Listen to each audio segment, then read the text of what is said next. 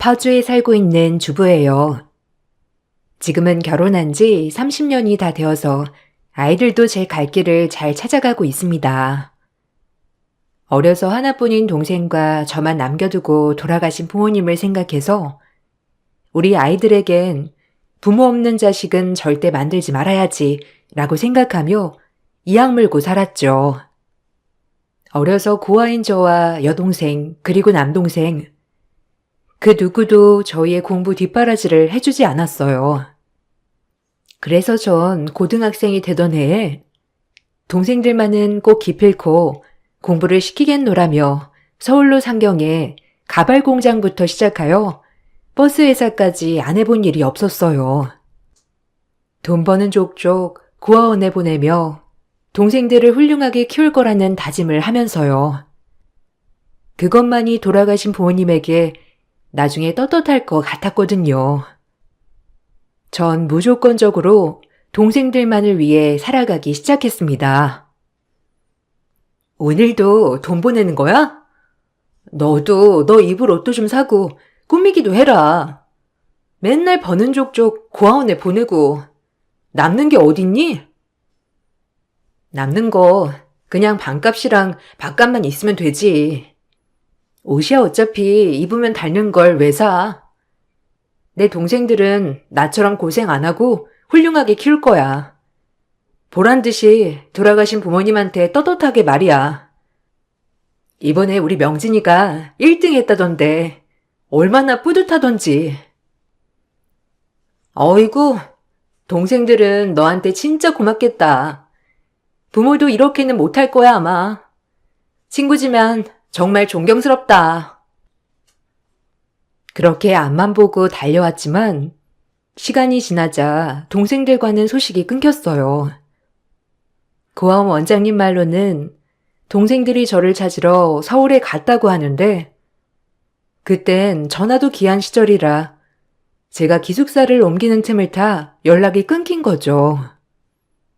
하루아침에 동생들마저 잃고 정말 혼자가 되었어요. 얼마나 속상하던지 아마 그 마음은 아무도 모를 거라고 생각합니다. 그렇게 소식이 끊기고 동생을 찾아야겠다는 일념 하나로 일만 하는 저한테 누군가가 마음을 표현했어요. 그것이 바로 제 남편입니다. 가발 공장에서 전 미싱을 했고 남편은 공장 아들이었어요. 그렇게 사랑에 빠져 시어머니의 반대를 무릅쓰고 결혼을 하게 되었어요. 남편은 1남 3녀의 장손이었고 나이 차이가 꽤 많이 나는 여동생들이 있는 장남이었어요. 밑으로 여동생들이 많다 보니 참 다정하기도 했고요. 고아라서 널 반대했는데 우리 아들이 좋다고 하니 허락하는 거다. 이 집에 들어와서 앞으로 살림도 잘 배우렴. 네 어머니, 그렇게 하도록 할게요. 살림은 서툴지만 시켜만 주시면 뭐든 다 하도록 할게요. 허락해 주셔서 감사해요. 어쩌다 우리 애가 저런 애랑 눈이 맞아가지고. 아주 너 여우꼬리가 9개 10개는 달린 거냐? 참나, 하나뿐인 우리 장손을? 그렇게 말씀하지 말아주세요. 저도 어머님이 그렇게 말할 때마다 가슴 아파요. 제가 잘할 테니까 예쁘게 봐주세요. 부모도 없는 이가 뭘 잘하겠다고 하는지 모르겠다만 지켜보면 알겠지. 하여튼 우리가 엄청 미치는 장사하는 줄만 알아. 시어머니는 절 탐탁치 않아 했지만 남편이 절 많이 아껴주기도 했고 시아버지 또한 저를 좋게 봐주셨기 때문에 가능한 결혼이었어요. 그렇게 결혼 생활이 시작되었어요. 아무도 없는 저에게 남편은 가족이 되어주며 살뜰히 절 챙겨주었죠. 서울에 올라와서 외롭고 혼자라는 생각으로 우울에 차있던 저는 남편을 만나 많이 밝아지기 시작했고 행복했습니다. 복덩어리다. 아주 일도 야무지고 전성도 착하고 이런 며느리가 우리 집에 들어왔다니 경사다 경사야. 안 그래? 그렇죠. 얼굴도 예쁘고 성격도 좋고 제가 장가 하나는 진짜 잘 갔다니까요. 아버지 닮아 보는 눈이 있나 봐요. 에이, 아니에요. 저 예쁘게 봐주셔서 감사합니다. 아버님, 제가 정말 더 잘할게요. 당신도 너무 고마워. 나도 더 잘할게. 존재 자체만으로도 빛나는구나. 너네 시어머니가 뭐라고 하는 거는 다 흘려들어. 원래 셈이 많아서 그래. 아들 뺏긴 게 억울해서 저런다. 그러니까 너도 그러려니 하고 참아주렴. 사과는 내가 미리 하마. 난 두 팔 벌려 우리 며느리 환영한다. 아마 제 인생에서 가장 행복했던 시절인 것 같아요. 전 아침에 시부모님 밥상과 신우들의 밥상, 그리고 낮엔 가발 공장에 나가서 일을 하고, 저녁엔 또 집에 와 어른들 밥을 차리고 청소하는 일상이 반복되었어요. 그래도 다행이었던 건 시아버지가 참 저를 많이 아껴주셔서 그 시절 버틸 수 있었던 것 같아요. 공장 쉬는 시간마다 저를 얼마나 챙겨주시던지 아직도 잊혀지지가 않아요. 저를 참 못마땅해 하는 시어머니와 달리 시아버지는 부모 없는 저를 참 안타깝게 생각하며 딸처럼 여겨주셨어요. 아가야, 힘들지? 이거 어머니 몰래 가져온 거다. 귀한 거니까 너만 몰래 먹고 좀 쉬엄쉬엄 해. 다른 사람들처럼. 아버님, 감사해요. 이 귀한 걸. 아버님은 드셨어요? 이렇게 안 챙겨주셔도 되는데. 감사히 먹을게요, 아버님. 다음에 또 사다 주마. 요새 젊은이들은 이런 거 좋아한다지? 주말이면 너도 민석이랑 나가서 데이트인지 뭔지도 하고 그래라. 에이, 공장도 바쁘고 주말이면 아가씨를 빨래도 해야 하고 바쁜걸요. 이렇게 아버님이 챙겨주시는 것만으로도 좋아요. 시엠이 무서워서 그러냐? 내가 말해줄까? 너도 숨 쉴 공간은 있어야지. 매일 아침부터 밤까지 시집살이 힘들 텐데. 아니에요, 아버님. 행여나 어머님한테 그런 말씀 마세요. 전 이렇게 아버님이 챙겨주시는 것만으로도 얼마나 벅차고 좋은데요. 아버님의 손에 들려있던 건 주머니 속에 꽁꽁 감춰둔 초콜릿이었어요. 그때 당시엔 초콜릿도 꽤 비싼 가격이었기에 아버님이 직접 구해서 저에게 한 번씩 갖다 주시기도 했었죠. 그 정성에 얼마나 감동을 했는지 부모님의 사랑을 모르는 저는 시아버지에게 참 많은 사랑을 받고 살았어요. 집에선 어머님이 구박도 하고 시누이들이 저를 무시했지만 그래도 버틸 수 있었으니까요. 오히려 그런 시댁에서 저의 방패막이 되어주신 분이었어요. 참 아버님의 사랑 생각만 해도 정말 감사한 분이죠. 예, 내가 이거 물걸레질 하라고 하지 않았니? 이렇게 대충 쓱 닦으면 어쩌란 말이야? 다시 닦아라. 어휴, 뭐 하나 제대로 하는 게 없어. 내가 꼭 이렇게 말을 해야 하니? 이래서 본데 없이 잘한 것들은 안 된다니까. 어느 정도껏 이어야지. 어휴, 답답시려. 당신도 참 말이 너무하는군. 당연히 살림이 처음인데 모를 수도 있지. 얘 아가야, 괜찮으니까 천천히 치워라. 일하느라 집안일 하랴 쟤도 몸이 많이 모자라요. 당신이 너 그렇게 이해 좀 해. 당신은 처음부터 잘했나? 나 원참. 아니, 당신이 애 앞에서 저한테 이렇게 하면 제가 뭐가 돼요? 참나, 넌 참 좋겠다. 아주 니네 시아비가 네 말만 들으니. 젊어서나 늙어서나 아주 내 편은 없지 아무도. 누구는 시집 자라서 시아비가 지 편만 딱 들어주니 얼마나 좋을 거야. 어휴, 환장해. 시어머니가 제게 뭐라고 할 때마다 시아버지는 중간에서 중간 역할을 참 많이 해주셨어요. 오히려 시어머니는 그런 시아버지를 못마땅해 하셨지만 어쩔 도리는 없었죠. 그렇게 시아버지에게 감사한 마음만을 안고 살아가던 어느 날 시아버지가 불현듯 뇌졸중으로 쓰러지셨어요. 뇌출혈을 동반한 뇌졸중으로 쓰러진 시아버지는 갑작스레 거동도 할 수 없는 상태가 되었죠. 친정 아버지 같던 시아버지가 쓰러지자 어찌나 눈물이 나던지 제발 일어나셔라 라는 소망만을 안고 바래고 바랬어요. 시아버지가 운영하고 있던 공장은 자연스레 남편 몫이 되었고 시아버지는 집에서만 누워 지내는 일상이 반복되었습니다. 아, 이제 어떡해? 아빠 저렇게 영영 못 일어나시면 집에서 간병할 사람 필요한데 간병인 구해야 하는 거 아니야? 아유, 그러게나 말이다. 그렇게 짱짱하던 니네 아버지가 쓰러질 줄을 누가 알았어? 에휴, 막막해. 공장은 잘 굴러가는 거냐? 네, 공장은 제가 있어서 괜찮아요. 아버지가 빨리 일어나 개차하셔야 할 텐데 참 이것저것 신경 쓰이는 일이 한두 가지가 아니네요. 아니 무슨 스트레스가 있다고 뇌졸중이야? 요양원에 보내야 하나? 간병인을 구해야 하나? 어찌할지 모르겠네. 아버님의 갑작스러운 병환으로 간병인을 당장이라도 구해야 하는 지경에 이르렀죠. 전 제가 아버님을 모시기로 마음을 먹었어요. 다행히 간호조무사 자격증을 예전에 따둔 터라 아버님을 모시기엔 저도 괜찮겠다고 생각이 들었어요. 부모님의 사랑도 모르던 제가 이렇게 사랑을 받는 게 무엇인지를 알게 해준 아버님을 그냥 두고만 볼 수 없었거든요. 간병이 엄청 힘든 일인 건 알면서도 제가 하겠다고 나서니 시어머니는 화색이 돌더라고요. 신우도 마찬가지였고요.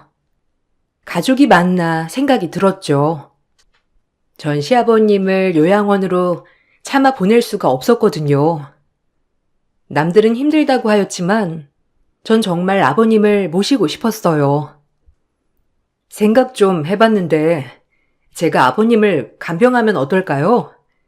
공장 다니면서 간호조무사 자격증도 있고 제가 할 수 있을 것 같은데.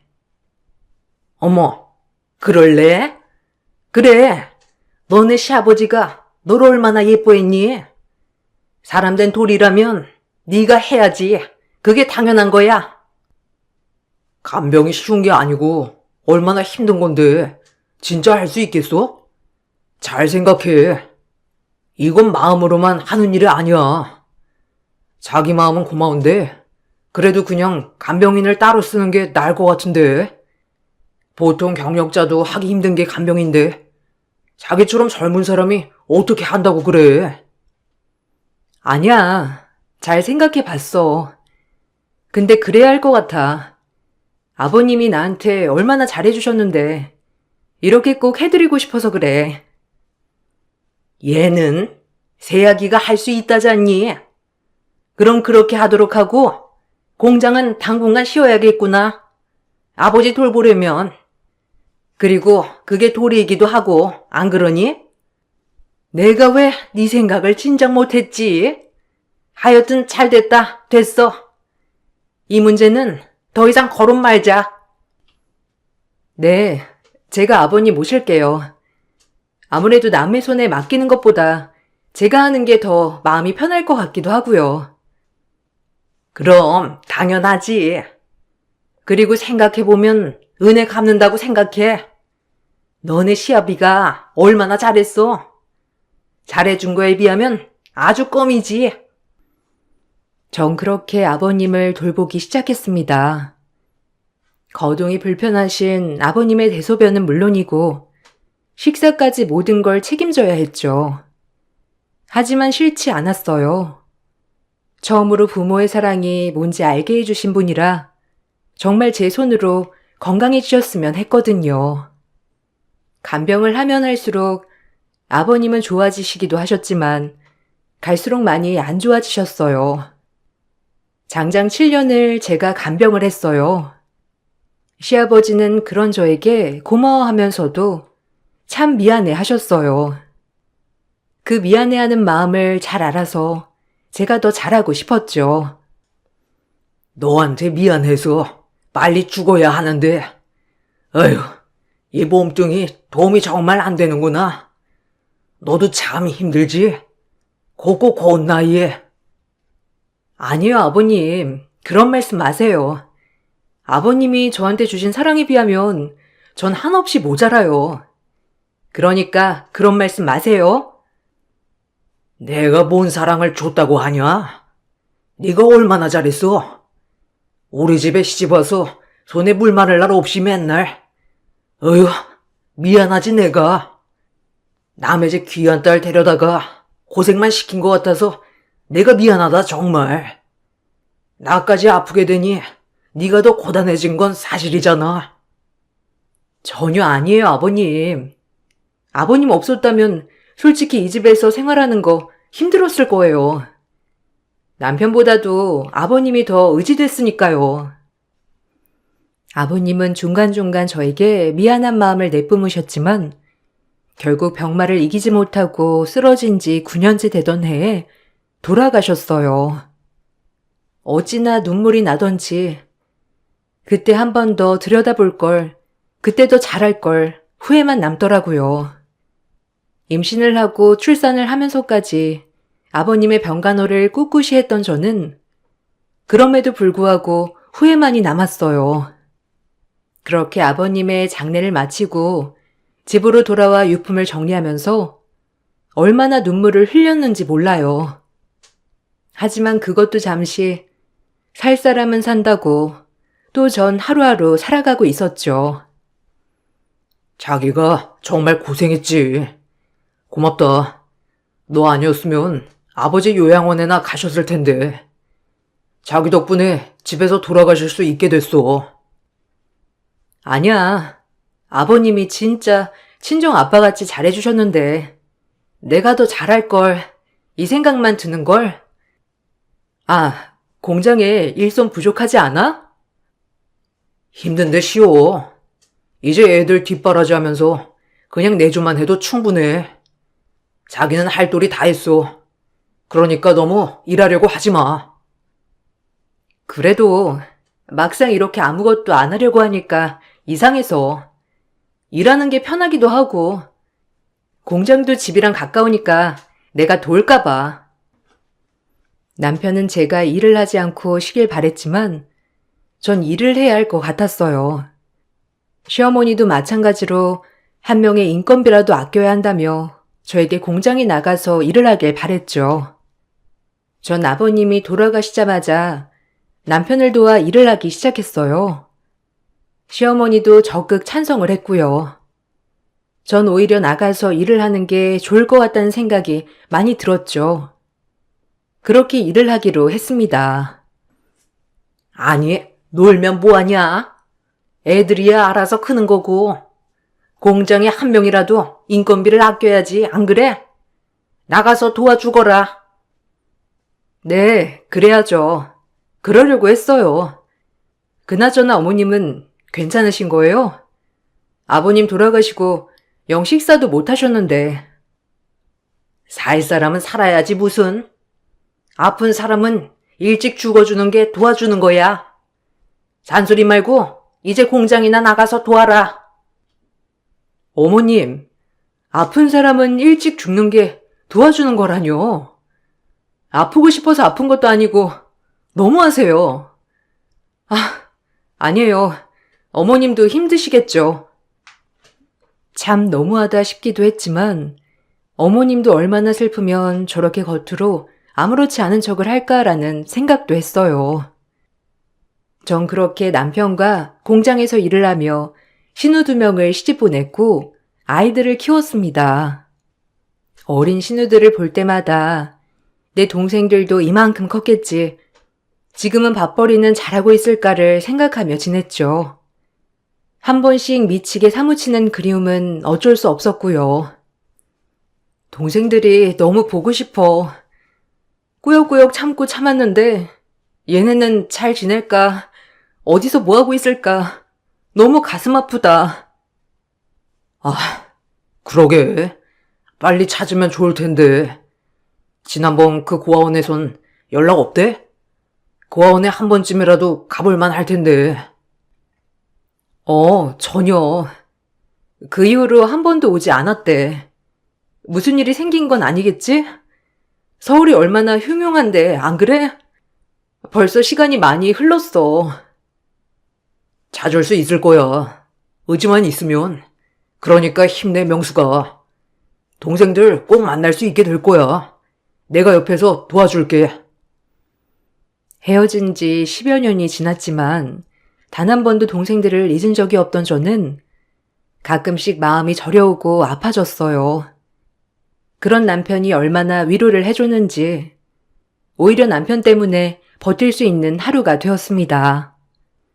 어느 날은 동생과 비슷한 인상착의를 보았다고 연락 오는 것만 보고 미친 듯이 달려나가던 때도 있었어요. 얼마나 심장이 뛰던지 전 그냥 공장 옷을 입은 채 달려나갔어요. 어머, 이거 꼭 내가 아는 사람 같네.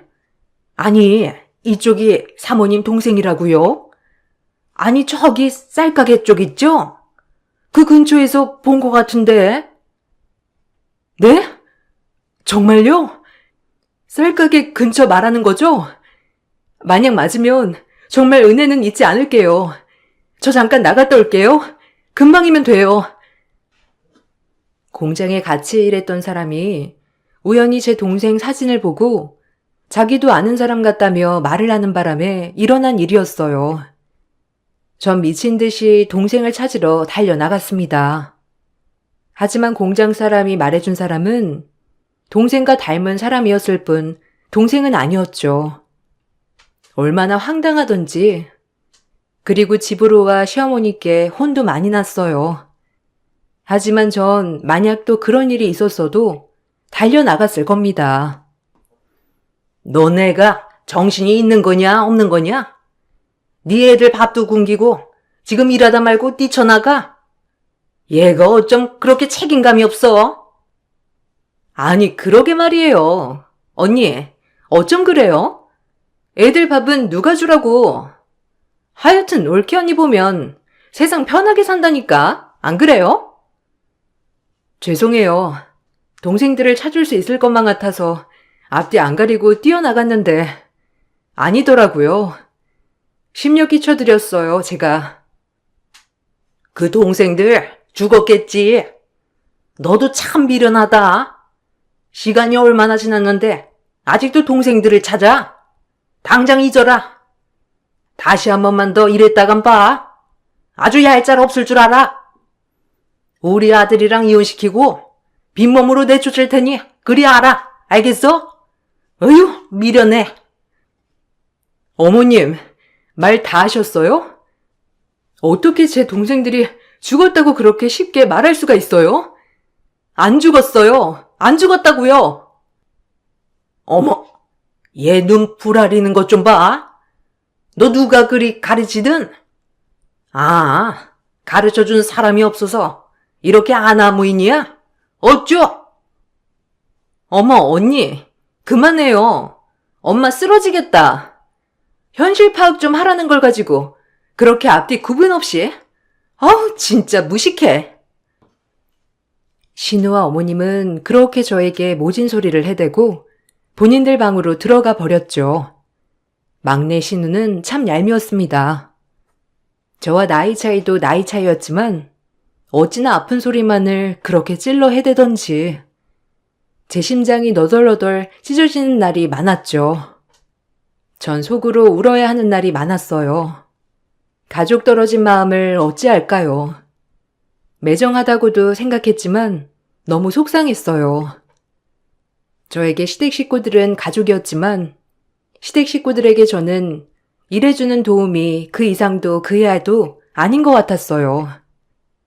그리고 어느 날 신우이는 남자친구가 생겼다며 어머님에게 자랑자랑을 하더라고요. 철없는 신우이 누가 데려갈까 생각했지만 집신도 짝이 있다고 생각했죠. 시어머니는 막내 신우마저 시집을 가겠다고 하자 입이 귀에 걸리더라고요. 얼마나 신이 나셨던지. 이제 검사 임용돼서 발령받았어. 그래도 내가 남자 하나는 잘 물었지? 어찌나 다정한지. 그리고 더 대박인 건 시부모도 없더라고. 아이고, 잘됐다, 잘됐어. 시부모도 없으니까 넌 시집 가면 아주 수월하겠어. 아이고, 검사 사이 보겠네. 기특한 것. 정신 차려라. 마음 그렇게 쓰지 마. 시부모가 없으니까 좋다고? 참나, 얼마나 힘들게 살아왔겠어. 안 그래? 너도 참 철없다. 오빤 빠져. 엄마가 반대하는 결혼 해놓고 할 말이 뭐가 많아? 오빤 엄마한테 죄인이야. 알겠어? 내가 검사 사모님만 돼봐. 신우와 나이 차이가 나는 남편이었지만 신우는 오빠 얘기를 개똥으로 하는 그런 동생이었어요. 참 신우랑 결혼하는 사람도 알만했어요. 얼마나 보는 눈이 없으면 아무것도 할 줄 모르는 신우랑 결혼을 할까라는 생각이 들면서 참 안타깝기도 했죠. 그렇게 신우가 남편감을 데리고 온다는 날, 신우와 시어머니는 제게 무리한 요구를 하기 시작했어요. 얼마나 황당하고 어이가 없던지. 아니, 우리 검사 사이가 인사 온다는데 아무래도 내가 생각해봐도 너같이 고아 며느리가 이 집의 큰 며느리라는 게 아무래도 말이 안 되지 않니? 뭐 고상한 것도 아니고 네가 뭘 이뤄놓은 것도 아니고 이 집에 기생하며 먹고 사는 주제에 안 그래? 네? 기생이라뇨? 저 시집 오고 23년 동안 뼈 빠지게 살림하고 공장 일하면서 애들 키우고 살았어요. 그런 제가 기생을 한다뇨? 너무하세요. 정말 말씀하고 싶은 이유가 뭐예요? 어머니, 제가 1, 2년 모신 것도 아니고 이제 좀 마음 열어주실 때도 되지 않았어요? 아니, 말은 바로 해야지. 모셨다니? 우리 집에 언니가 들어와서 산 거지. 그리고 누가 보면 아주 대단한 일 한 줄 알겠어요? 아가씨 학교 다닐 때부터 도시락 싸고 빨래 해주고 지금 그건 뒷바라지 아닌가요? 생색내는 건 아니지만 정말 너무하네요. 시무와 신우의 말을 들으니 서글펐습니다. 역시 저에게만 가족이고 이 집구석에 저는 도우미 아주머니 그 이상도 아니었죠. 잠 허탈해서 그들을 쳐다보고 있을 때 시무와 신우는 저에게 말도 안 되는 걸 강요하더라고요. 얼마나 화가 나고 어이가 없던지. 단도직입적으로 말할게요. 솔직히 남편 될 사람 데리고 오는데 언니 같은 사람이 내 올케란 게 좀 부끄럽거든요? 뭐 아무도 아니고 검사까지 하는 사람인데 얼마나 저희 집을 깔보겠어요. 안 그래요? 그날 좀 나가줬으면 좋겠는데. 그래, 그게 좋겠다. 아예 친구를 만나거나 이 집을 비워주렴. 너 없어도 되니까 그냥 그날만, 어? 너도 오랜만에 바람도 쐬. 그렇게는 못하겠는데요? 아가씨 결혼할 남자 당연히 제가 봐야죠. 절대 못 그럴 거니까 알아서들 하세요. 밖에서 만나시든지. 전 이 말만을 남기고 제 방으로 들어왔어요. 얼마나 눈물이 나던지 펑펑 울었습니다. 무슨 부귀영화를 누리겠다고 이런 취급을 받고 살아야 하는지도 의문이었고 신우이도 원망스럽더라고요. 그렇게나 내가 살뜰히 챙겼는데 돌아오는 건 창피하다니. 전 절대 그들 뜻대로 되지 않게 하리라는 마음으로 꿋꿋이 참았죠. 그리고 신우의 남편감이 인사 오던 날 신우는 절 조용히 시래기 있는 곳으로 부르더니 절 밀어 넣어 버렸어요. 당황스럽기도 하고 마침 남편이 공장일 때문에 바빠서 못 오는 틈을 타 이런 일을 벌인 거죠. 전 소리를 고래고래 질렀어요. 그리고 문을 열라며 문을 차며 소리쳤죠. 하지만 아무도 대꾸해주지 않았습니다. 여기 누구 없어요? 문 좀 열어요. 여보, 나 여기 있어. 제발 문 좀 열어줘. 여기 얼마나 깜깜하고 답답한데. 아가씨, 어머님, 문 좀 열어요. 애들아, 엄마 여기 갇혀 있어. 얼른 문 좀 열어줘, 어? 너무들 한 거 아니에요, 정말? 아무리 애쳐봐도 돌아오는 건 메아리뿐이었어요. 정말 굴욕스러운 상황이었습니다. 23년 가족이라고 생각했던 사람들의 만행이라뇨. 지금 생각해도 참 아찔하고 속상한 마음뿐이죠. 얼마나 시간이 흘렀을까? 혹시나 남편이 왔을까 싶어 다시 한번 목소리를 내 보았습니다. 역시나 아무도 대답이 없었죠. 그런데 덜컹거리고 문이 열리기 시작하더니 문짝이 뜯어졌어요. 그 누나? 여긴 어떻게 된 거야? 나 명진이야. 기억나? 누나가 왜 이런 취급을 받고 있어? 어? 명진이라고? 네가 명진이 맞아? 아니 명희는 내 동생들 어떻게 내가 여기 있는 거 알고. 아니 명진이 네가 웬일이야? 문짝을 뜯은 사람은 바로 제 잃어버린 동생 남동생이었어요. 자꾸 시래기 쪽에서 이상한 소리가 나길래 급한 통화를 할 겸 베란다에 왔다가 제 목소리를 듣고 문짝을 뜯은 거였죠. 동생은 제 얼굴을 보자마자 절 알아보았습니다. 큰 누나인 저를 말이죠. 그리고 왜 이 꼴로 이렇게 있냐며 울고불고 난리를 쳤어요. 저와 명진이가 부둥켜 안고 울고 있을 때 신우와 시어머니는 달려와 저희를 보고 어안이 벙벙 하셨습니다. 그리고 신우 입에서 나온 말이 참 경악스럽더라고요. 얼마나 가소롭던지 화도 났어요. 아니, 명진 씨, 우리 올케 언니랑 왜 그러고 있어요? 아니, 언니는 거기 왜 그러고 있었던 거예요? 둘이 혹시 아는 사이? 네, 친누나예요. 올케라니. 그럼 누나 이 집의 며느리란 거야? 제가 그때 말했죠. 누나를 잃어버렸다고. 그 누나예요.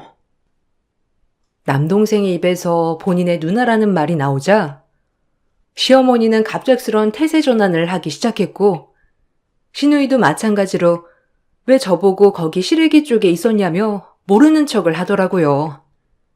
얼마나 가증스럽던지 오늘에서야 사다를 내야겠다고 생각하였어요.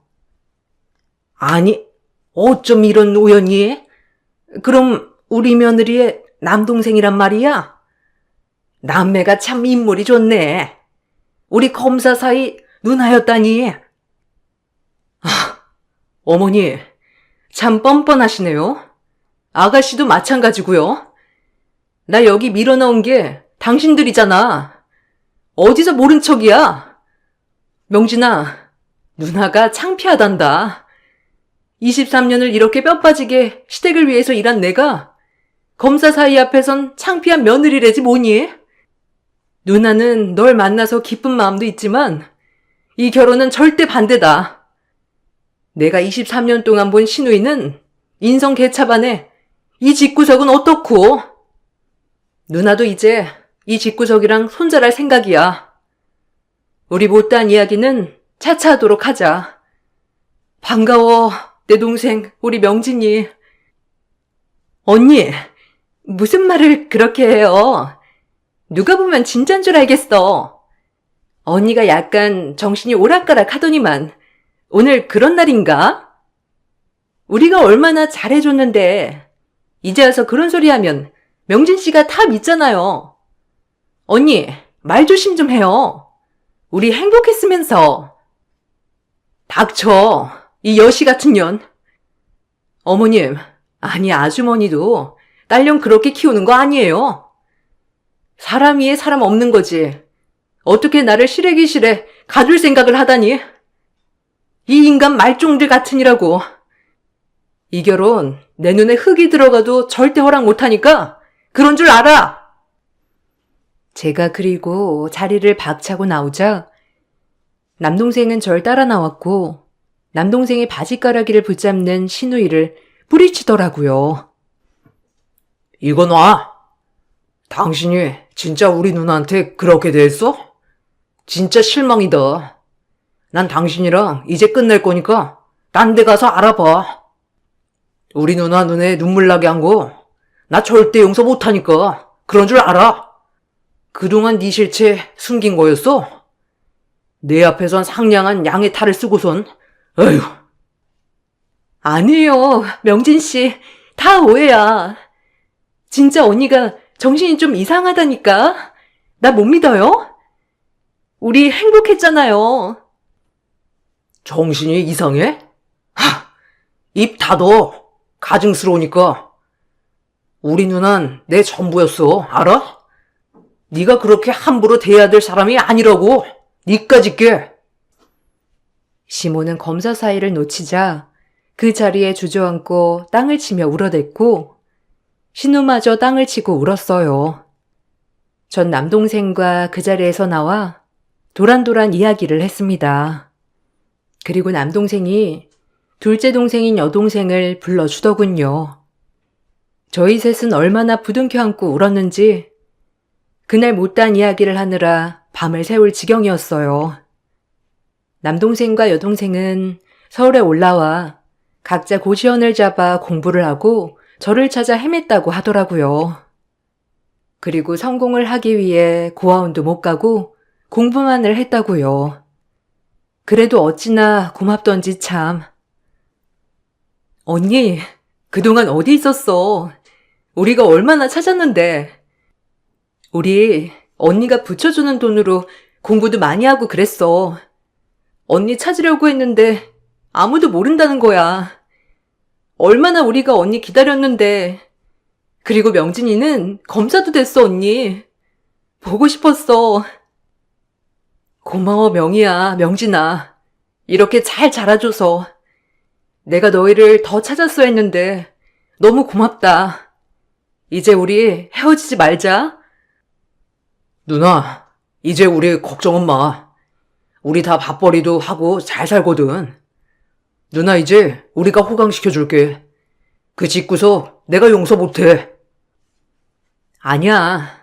이렇게 너희를 찾은 것만으로도 난 다 기뻐. 이제 절대 헤어지지 않을 거야. 정말 고마워. 이렇게 잘 자라줘서. 전 짐을 챙겨 애들과 남편 이렇게 분가를 하게 되었어요. 남편도 그날 있었던 만행에 대해 듣더니 시누이와 시어머니에게 크게 실망을 했죠. 다행히 남편 또한 제 편에 서주었고요. 그래도 참 든든했어요. 시누이가 중간중간 제 남동생을 찾아와 한 번만 용서해달라고 빌었지만 남동생은 쳐다도 안 보고 멀리하였고 시어머니도 아들 잃은 슬픔에 몸져 누우셨죠. 다시는 어머니 얼굴 안 봅니다. 동생들도 마찬가지고요. 이렇게 할 줄은 몰랐어요. 이 사람이 23년을 어떻게 살았는데 제 어머니 안 같아요. 너무 실망입니다. 아들 하나 없는 셈 치세요. 그렇게 잘난 딸들 많으시니 딸들이랑 행복하세요. 그럼 이만. 아이고, 어디 가니 우리 장손이. 내 옆에 있어야지. 딸년들이 무슨 소용이야. 내가 잘못했다 아들아.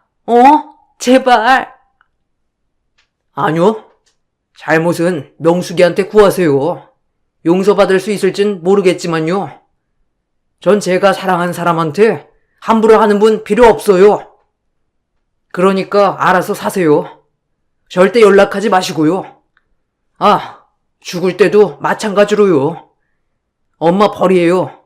평생 외롭게 사셔야 되는 뭘. 시댁과 완전히 인연을 끊고 신우의 결혼까지 파투시키고 나니 10년 묵은 체증이 내려간 것 같았습니다. 그리고 비로소야 행복을 되찾았죠. 그동안의 전 도움이었더군요. 진작 알았지만 그래도 씁쓸은했어요. 지금은 참 행복해요. 남동생이랑 여동생도 찾고 명절엔 도란도란 식구들끼리 옛날 얘기도 하고요. 너무 잘 자라준 동생들을 보면 뿌듯하답니다.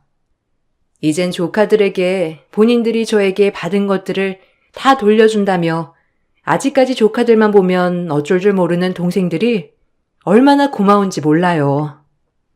그리고 남동생은 얼마 후 좋은 여자를 만나 장가도 갔어요. 마음씨도 곱고 착한 여성으로 말이죠. 신의와 이어졌다고 생각하면 정말 끔찍하기 짝이 없지만 말이에요.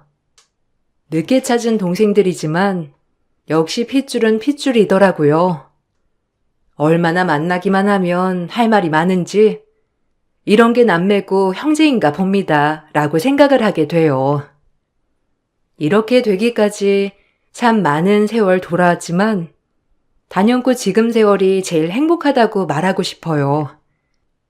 예쁘고 멋있게 잘 자라준 내 동생들, 그리고 항상 힘이 되어주는 내 남편, 나의 힐링인 자식들, 모두 다 건강하고 행복한 삶만 살 수 있기를 또 바라고 바라봅니다. 여기까지 글을 읽어주셔서 감사해요. 안녕하세요. 저는 남편과 이혼을 한 지는 오래되었는데요. 사실 이혼 당시 남편의 상황이 좋았던 것이 아니라 남편 덕을 볼 거라곤 꿈에도 생각하지 못했어요. 그러다가 이렇게 시간이 지나고 나서 남편의 덕을 보게 되니 참 신기하기도 하고 예전의 마음고생을 보상받는구나 싶은 마음도 드네요. 남편과는 대학과 CC였습니다. 남편과 같은 과 동기로 만나게 되었고 긴 연애 후에 결혼을 하게 되었어요. 결혼을 하고 난 후에도 순탄하지는 않았습니다. 오로지 저는 남편만을 보고 결혼을 결심한 것이었어요. 남편의 집은 홀어머니의 장남인 남편과 2명의 여동생들이 있었어요. 시댁의 모든 행사는 제 책임이었죠. 결혼을 하고 나서 시모는 말 그대로 시집살이를 시작하셨어요. 저도 일을 하고 있는 상황이었는데 그런 건 전혀 상관없이 매주 방문 강요, 행사 강요 등 모든 것들을 강요하기 시작하셨죠. 결혼하고 처음 맞는 시아버지 기일에도 시모는 저를 무지막지하게 부려먹었습니다. 야, 너는 하나밖에 없는 며느리라는 게 우습니? 전날부터 와서 준비를 해야지. 당일에 와가지고 허겁지겁 음식하는 꼴이라곤. 에휴. 어디 옛날 같아서 봐라. 욕 처먹고도 남았을 일인데 내가 이렇게 마음이 넓어서 다 이해하는 거다. 솔직히 요즘 세상에 나처럼 대인배 시모가 어디 있니? 어머님, 저도 일하고 있어요. 일하는 상황인데 낮에 와서 이렇게 음식하는 것도 쉽지 않아요.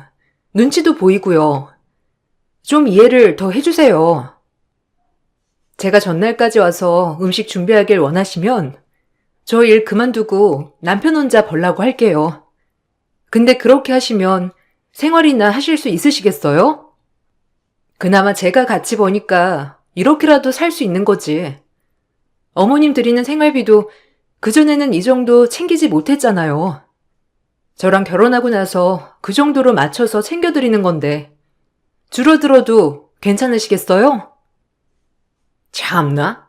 돈 번다고 유세니? 나는 혼자서 애새 다 키웠어. 남편 벌이가 많지 않으면 옆에서 기죽지 않게 기 살려줘야지. 너는 너무 드세다 드세. 네가 너무 드시니까 우리 아들이 기도 못 펴고 벌이도 안 느는 거 아니니? 너같이 드센 애는 우리 아들 아니었으면 데리고 갈 사람도 없었을 거야. 아니 어머님, 무슨 말씀을 그렇게 하세요? 어머니, 저니까 남편 데리고 사는 거죠. 솔직히 어머님도 다 아시는 사실 아니세요? 계속 그렇게 말씀하시면 제가 너무 서운하죠. 누가 봐도 아닌 소리를 어머님이 하시니까 정말 서운하네요. 그러니 앞으론 그렇게 말씀하시지 마세요. 아이고, 내가 다 늙어가지고 며느리한테 별소리를 다 듣는다. 내가 수찬 아빠 뒤따라갔어야 이 꼴을 안 봤을 텐데 이제 죽을 때가 다 되었나? 며느리한테까지 이런 개무시를 당하고 너 내가 남편 없다고 해서 무시하는 거니? 시어머님은 만날 때면 항상 어처구니 없는 말을 서슴없이 했습니다. 그렇다고 해서 제가 가만히 듣고만 있는 성격은 아니었지만 기분이 나빴죠. 남편은 시댁에서는 아무런 힘도 쓰지 못했어요. 시모와 동생들의 압박에 제대로 기도 못 펴고 살았었습니다. 이렇게 시모나 시동생들이 저에게 막말을 퍼부어도 그 사이에서 제대로 중재도 해주지 못했어요. 그럴 때마다 저는 남편과도 항상 크게 다투곤 했습니다. 아니 당신 그래도 좀 너무한 거 아니야? 시댁 식구들이 솔직히 다 나한테 너무한 거 같은데 당신은 어떻게 중간에서 중재 한 번을 안 하고 그렇게 있어? 무슨 남일 보듯이 아무렇지 않게 행동하는 게 어디 있어? 나 진짜 너무 서운해. 적어도 그 앞에서 내 편은 들어줘야 맞는 거 아니겠어? 나는 당신만 믿고 이렇게 시댁 행사 다 참석하는데 당신은 나 몰라라 하잖아. 그럼 어떡해? 내가 당신 편 들면 식구들이 당신한테 더 못되게 굴 텐데 그냥 차라리 내가 가만히 있는 게 나아. 결혼할 때도 그랬잖아. 내가 당신 말만 듣는다고 오히려 엄마랑 동생들 당신한테만 뭐라고 그러고 그냥 한 귀로 듣고 흘리면 안 되겠어? 우리 집 가는 것도 이제 서서히 줄여볼게. 당신 고생하는 거 다 알고 있어. 근데 나도 내가 어떻게 해야 할지 모르고 당황스러워. 식구들이 솔직히 당신한테 막말할 때마다 뭐라고 해야 할지 막막하고 당황스럽다고. 아무리 말한다고 해도 내 말 듣는 사람도 없고 나도 중간에서 힘들어. 알았어. 당신이야 뭐. 저부터 그랬으니까 내가 뭐라고 하겠니? 그럼 앞으로 내가 당신 식구들한테 하는 행동에 대해서 그냥 참견하지 말아줘. 나도 이제는 못 참겠어. 당신이랑 연애할 때부터 당신 식구들 말이라면 무작정 들었잖아. 그때도 내 편 제대로 들어주긴 할까 싶긴 했는데 역시나였어. 그렇지만 나도 그냥 당할 사람은 아니지. 내가 알아서 할 테니까 당신은 그럼 가만히 있기만이라도 해. 알았어. 앞으로 당신이 어떻게 하든 내가 당신한테 뭐라고 할 일은 없을 거야. 차라리 내가 나서는 것보다 당신이 나서는 게 더 나을 수도 있을 것 같기도 하고. 당신한텐 참 미안해. 내가 어떻게든 우리 식구들 안 보게 해볼게. 남편은 호언장담을 했지만 사실 저는 기대하지 않았어요. 남편은 어릴 적부터 시댁 식구들에게 엄청 시달리면서 살았습니다. 특히나 시모는 남편을 무슨 1분 대기조로 생각을 하곤 했어요. 무슨 일만 생기면 남편에게 전화해서 바로 집으로 달려오라는 말을 하기도 하셨죠. 그런 시모의 말을 거역할 수조차 없었던 사람이 남편이었습니다. 동생들 역시 남편을 돈줄로 생각을 했어요. 돈이 필요할 때면 항상 남편에게 연락을 해서 돈 좀 보내달라며 말을 했었죠. 남편은 대학 다닐 때부터 학교 끝나면 아르바이트를 하느라 바빴습니다. 거의 잠잘 시간 빼고는 일을 하고 있었다고 볼 수 있었어요. 그렇게 미친 듯이 번 돈도 결국 대부분 시댁 식구들의 손으로 들어갔습니다. 저는 이런 상황을 다 알고 있었어요. 그럼에도 불구하고 남편과 결혼을 결심하게 된 이유는 남편 자체만으로는 정말 좋은 사람이었기 때문이었어요. 남편에게 좋은 방패막이 되어줄 수 있을 거라 생각했지만 시댁 식구들의 막말은 제한이 없었던 것이었죠. 날이 갈수록 시댁 식구들의 막장 태도는 더욱 심해지기도 했습니다.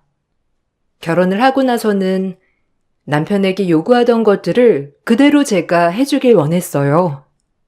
특히나 신우들은 매달 연락이 와서 용돈 좀 제대로 챙겨달라는 말을 뻔뻔하게 하기도 했습니다.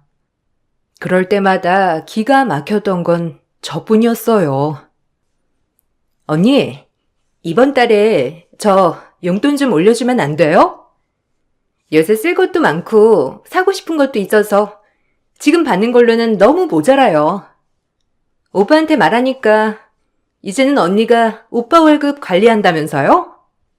오빠가 예전부터 저한테 챙겨줬던 거라서 솔직히 갑자기 끊는 건 아닌 것 같고 매달 보내주던 용돈에서 조금 더 얹어서 보내줘요.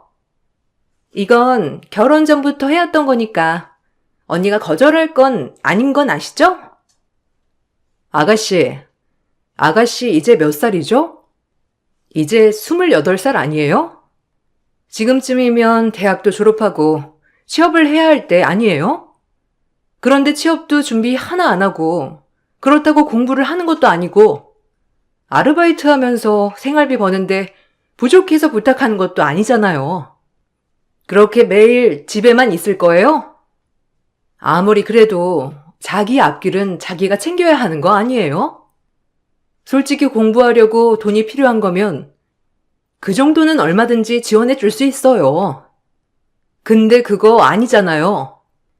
아가씨는 공부하려고 돈이 필요한 것도 아니잖아요. 취업을 하세요.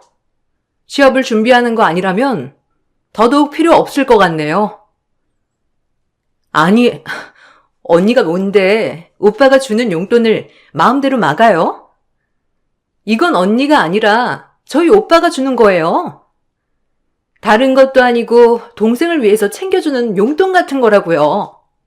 그런데 왜 언니가 여기에 관여를 해요? 솔직히 웃긴 거 아니에요? 오빠가 매달 고생해서 버는 돈을 왜 언니가 관리를 해요? 오빠한테 주고 알아서 쓰게 해야지. 언니 혹시 우리 오빠가 번 돈 친정에 빼돌리는 거 아니에요?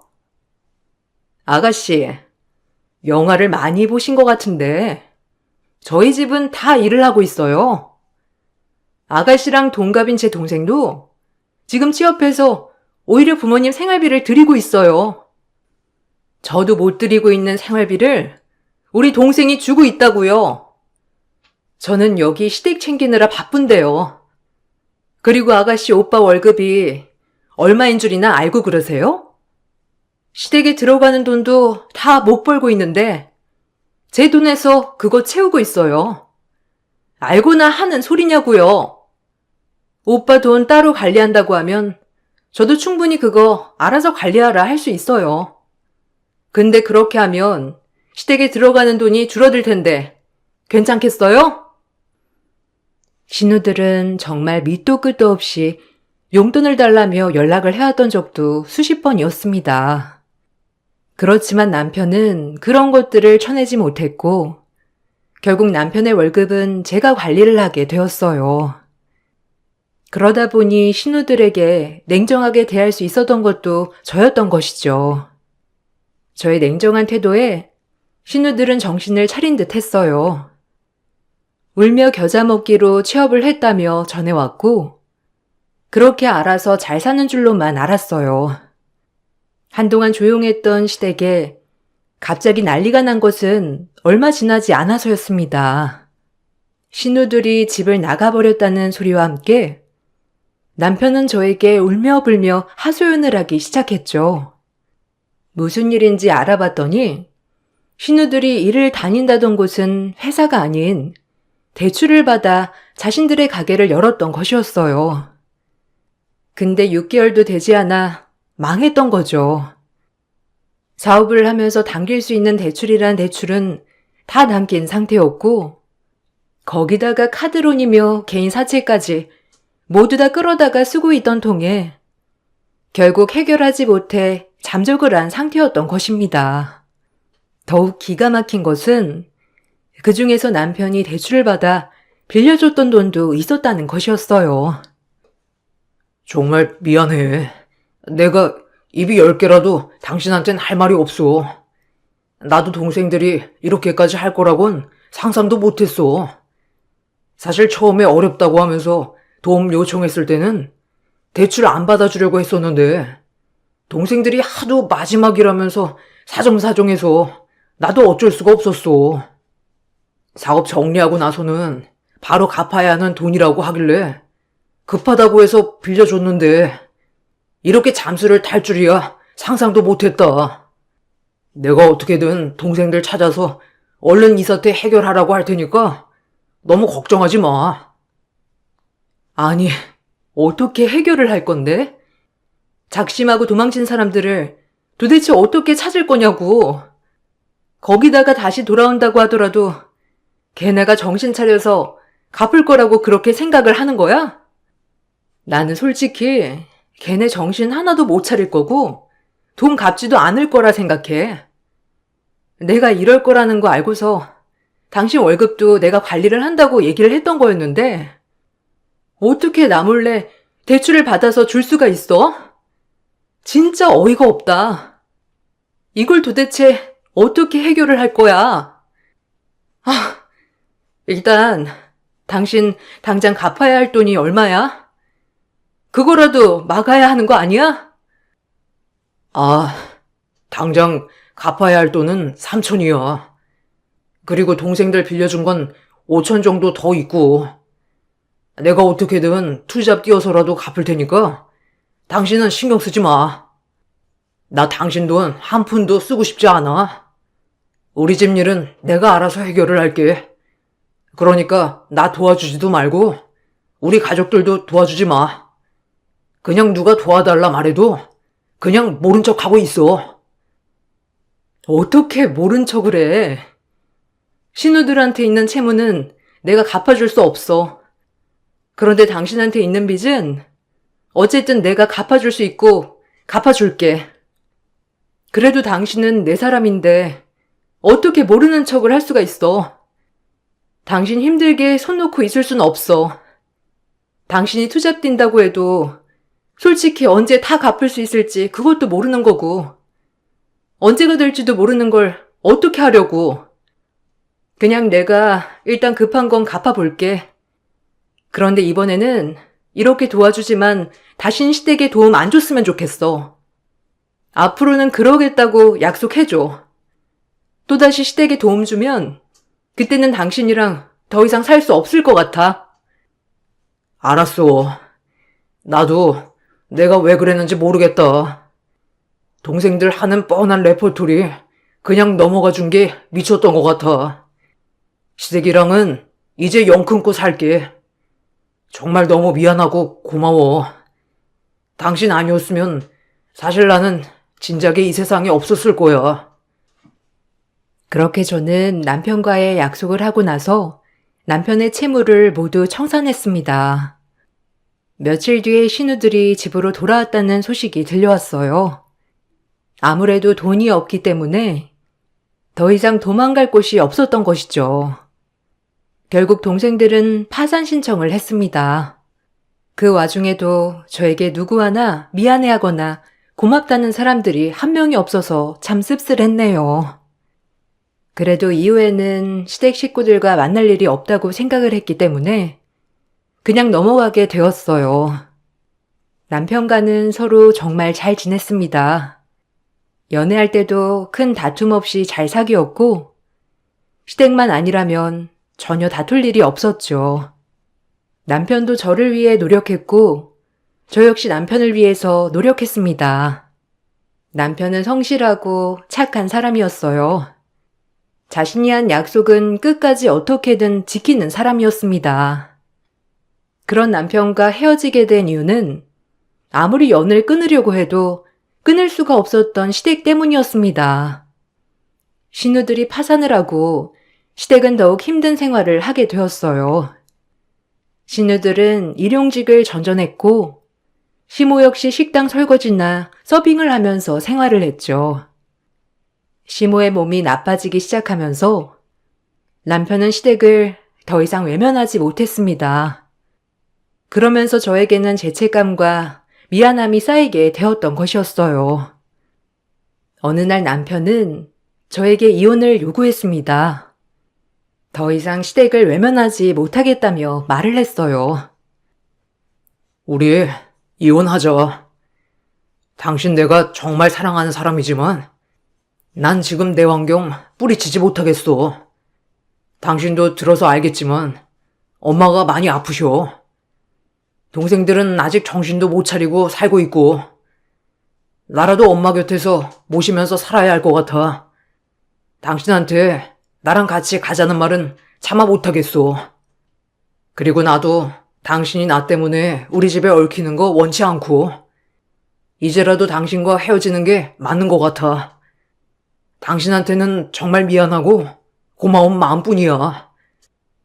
여보, 당신 뜻이 그러면 나는 뭐라 얘기를 해야 할지 모르겠어. 그래도 난 당신과 헤어지고 싶은 생각이 없어. 그러니 이혼은 하지 않고 그냥 이렇게 지냈으면 좋겠어. 당신이 가서 시어머니랑 같이 사는 건 말리지 않을게. 그렇지만 시댁과 교류를 하는 것 때문에 나랑 헤어져야 하는 거면 신경 쓰지 말고 이것 때문에 이혼을 해야 하는진 모르겠어. 나랑 헤어지지 않으면 우리 식구들 또 뻔뻔하게 당신한테 요구할 거야. 우리 엄마 모시거나 아니면 돈 달라고. 무작정 요구하고 찾아올 텐데 사실 내가 든든한 방패막이 되어주지 못할 것도 뻔하고. 솔직히 나는 우리 집이 힘든 것보다 당신이 힘든 게 더 마음이 아프고 힘들어. 당신은 나한테 정말 소중하고 고마운 사람인데 나 때문에 힘들어진다고 하면 난 참을 수 없을 것 같아. 이렇게 내가 부탁할게. 우리 이혼하자. 남편은 자신의 가족들을 도저히 외면할 수 없다면서 저에게 이혼을 요구했고 시댁으로 들어갔습니다. 남편의 생각이 정말 완고했기도 했지만 저 역시 그동안의 세월 동안 힘든 점들이 많았기 때문에 결국 합의하에 이혼을 하게 되었어요. 이혼 후 저는 지금까지 쌓은 경력으로 사업을 시작했죠. 사업을 시작하고 나서는 일도 잘 풀리고 전보다 몇 배는 더 되는 수입을 벌게 되었어요. 남편과 연관된 사람들이 많았지만 이혼 후에는 남편의 소식을 더더욱 들을 순 없었어요. 모두 이사를 가버렸기 때문에 어디서 살고 있는지조차 알 수가 없었습니다. 그렇게 7년이라는 세월이 흐르게 되었어요. 7년 동안 남편은 저에게 전화나 메시지 한 통 보낸 적이 없었어요. 그렇게 저는 남편을 한때 추억으로만 간직을 하게 되었죠. 그렇게 서서히 남편의 기억이 흐려지고 있었을 때쯤 어느 날 갑자기 경찰서에서 연락이 왔어요.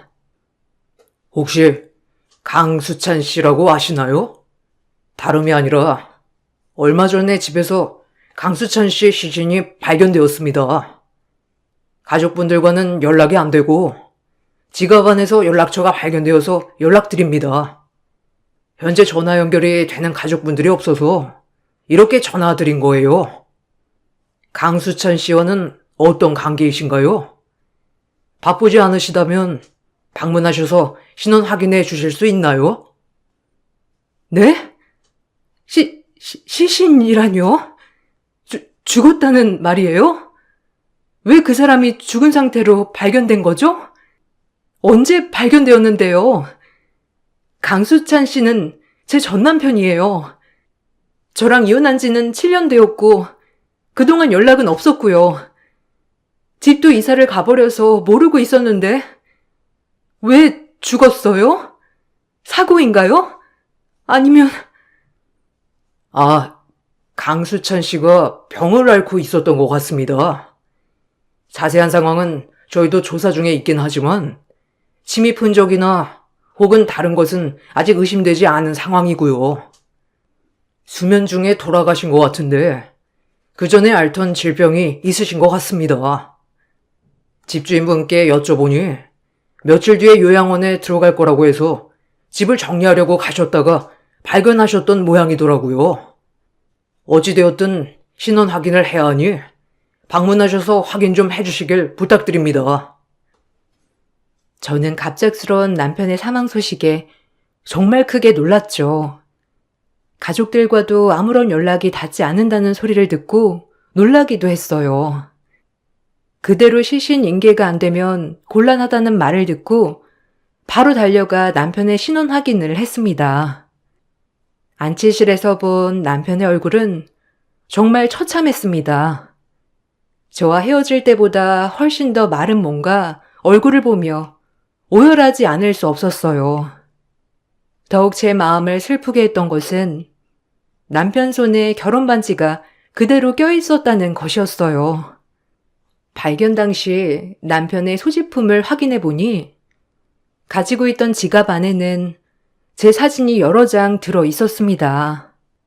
경찰 측에서 겨우겨우 남편 가족들과 연락이 닿아 시신 인계를 요청했지만 시모와 신우들 모두 시신 인계를 포기했다고 했죠. 인계가 되지 않으면 결국 무형고자로 처리가 될 수밖에 없다는 사실을 알고선 저는 시모를 찾아가게 되었습니다.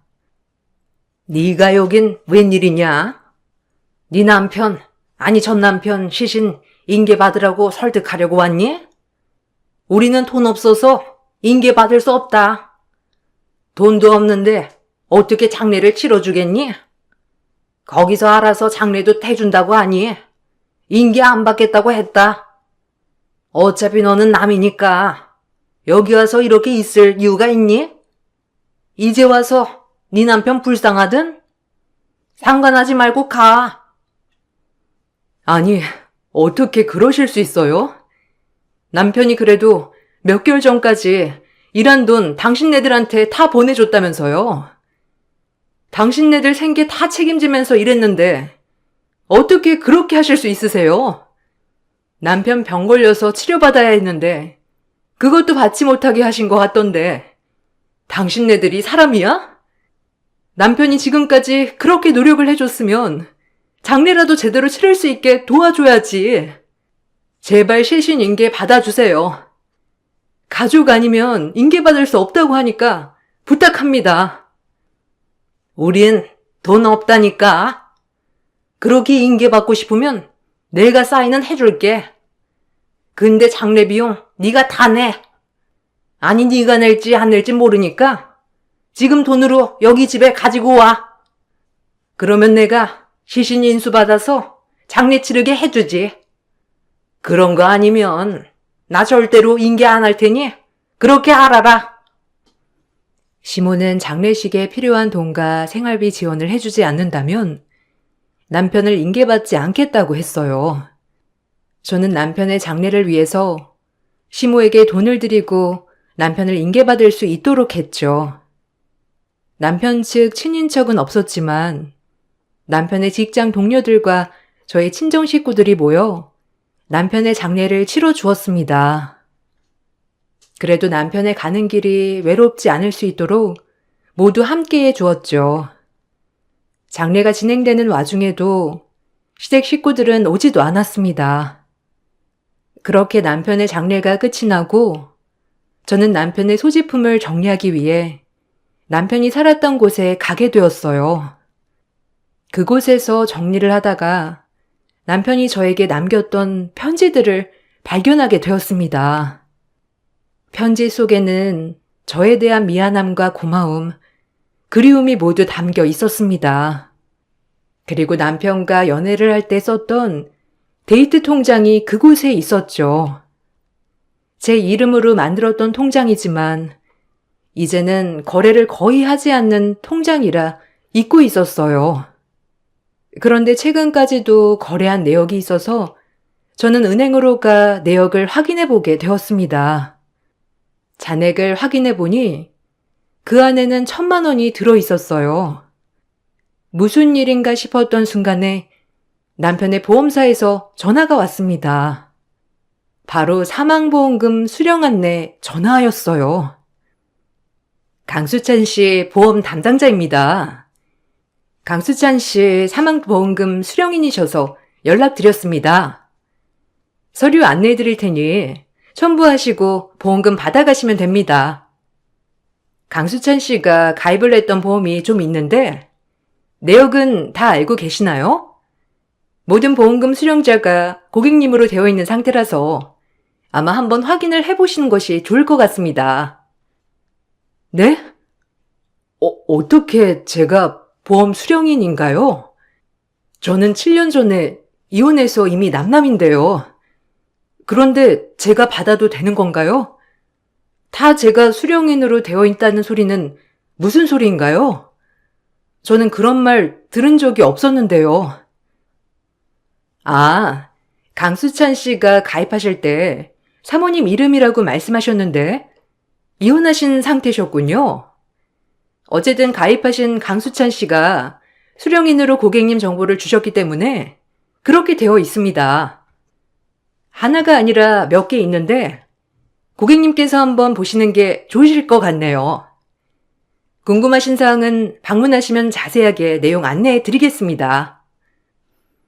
남편은 모든 보험금의 수령인을 저로 지정을 해두었다고 했어요. 여기에 매달 월급에서 일부를 저와 썼던 데이트 통장에 조금씩 저축을 해두었던 것이죠. 남편이 품 안에 고이 품고 있었던 편지 속에는 그동안의 미안함과 고마움이 담겨 있었습니다. 이렇게라도 저에게 빚을 갚을 수 있었으면 좋겠다면서 마지막 유언을 남겨두었어요.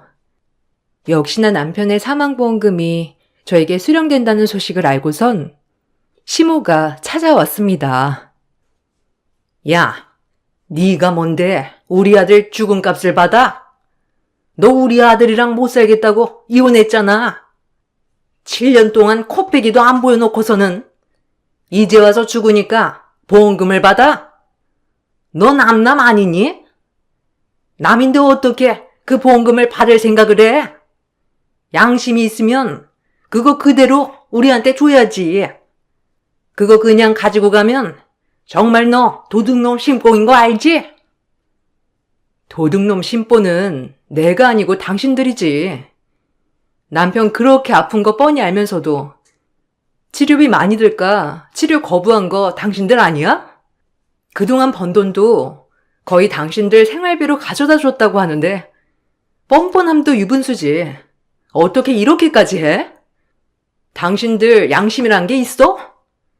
장례식장에 오지도 않았잖아. 거기 찾아온 동료들 다들 한 목소리로 당신들 욕하더라. 월급 다 당신이 가지고 가버려서 남편 라면만 먹고 살았던 적도 있었다고. 투잡까지 왜 뛰냐고 물어보니까 생활비가 없어서 어쩔 수 없다고 말했다고 하더라.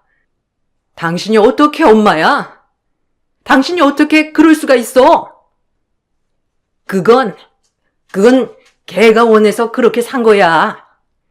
걔가 효자라서 그런 거고 엄마 고생하는 거 싫으니까 그런 거야. 아픈 거 치료하지 말라고 한 적 없다. 그리고 그 치료 비용이 얼마인지나 알고 나한테 이렇게 얘기하는 거니? 우리가 가지고 있는 돈이 있었으면 치료 받으라고 했겠지. 그런데 가지고 있는 것도 없는데 어떻게 치료 받으라고 해? 너야 돈 벌고 부모 건강하니 그런 걱정 안 하겠지만 우리는 먹고 살 길이 걔밖에 없는데 어떻게 여유롭게 살겠어? 치료 못 받아서 죽은 거 아니고 네가 걔 버리고 가서 외로워서 죽은 거야. 양심 없는 것. 아무리 뻔뻔해도 그렇지. 아들 피 다 빨아먹었으면서 이렇게 말할 수가 있다고? 돈 가지고 가고 싶으면 어디 한번 소송해서 가지고 가봐. 근데 당신네 나한테서 이미 돈 뜯어가지 않았어? 장례 비용이며 생활비 명목으로 이미 돈 가지고 갔잖아. 거기다가 장례 비용은 다 내지도 않아서 결국 내가 거의 다 냈고 그거 다 나한테 남아있거든? 소송해서 돈 가지고 가. 근데 나도 당신네들 대신해서 납부한 돈을 어떻게든 청구할 거니까. 시모는 저에게 보험금을 모두 주라며 말을 했지만 뻔뻔한 시모의 태도를 보며 절대로 남편의 보험금을 줘서는 안 된다고 생각이 들었어요.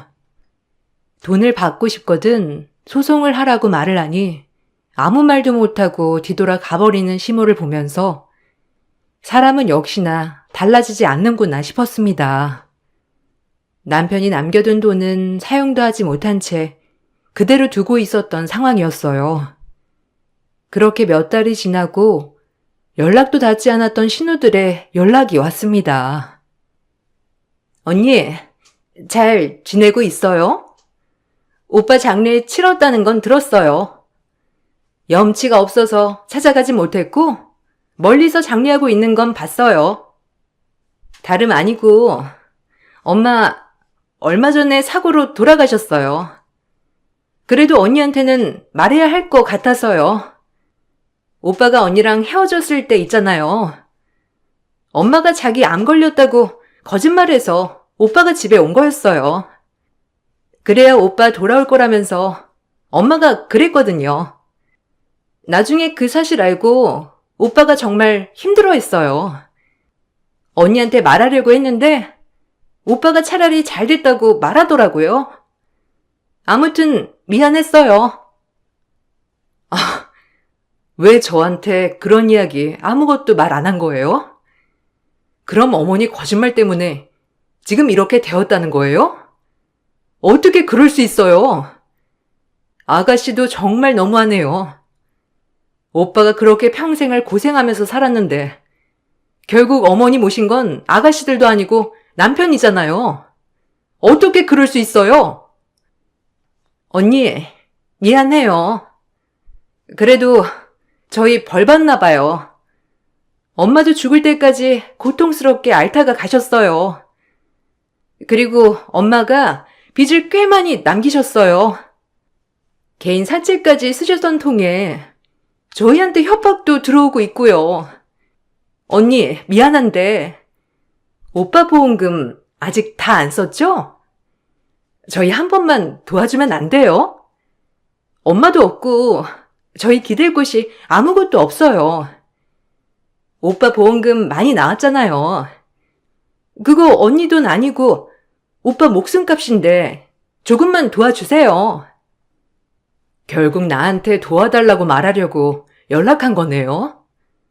네, 맞는 것 같네요. 어머님이고 아가씨들이고 다들 벌 받는 것 같네요. 그렇게 오빠가 힘들어할 때는 외면하더니만 결국 자신들 힘들 때만 이렇게 연락하고 저 도와줄 수 없습니다. 더군다나 당신네 오빠 목숨값으로는 더더욱 도와줄 수 없을 것 같네요. 그게 당신네들 오빠가 원하는 거라서 저한테 남겼을 거고요. 끝까지 벌 받으세요.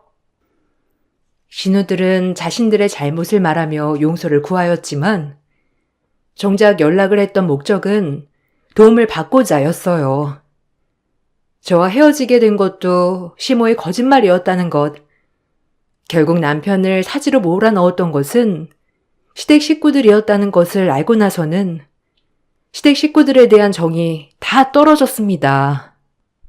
나중에 알고 보니 결국 신우들은 밤낮으로 미친 듯이 일을 하면서 빚을 갚고 생활하고 있다고 하더라고요.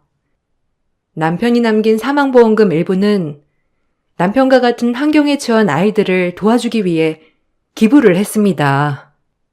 생각보다 많은 아이들이 부모의 빚 때문에, 생계 때문에 일찍 일을 시작하는 경우가 많더라고요.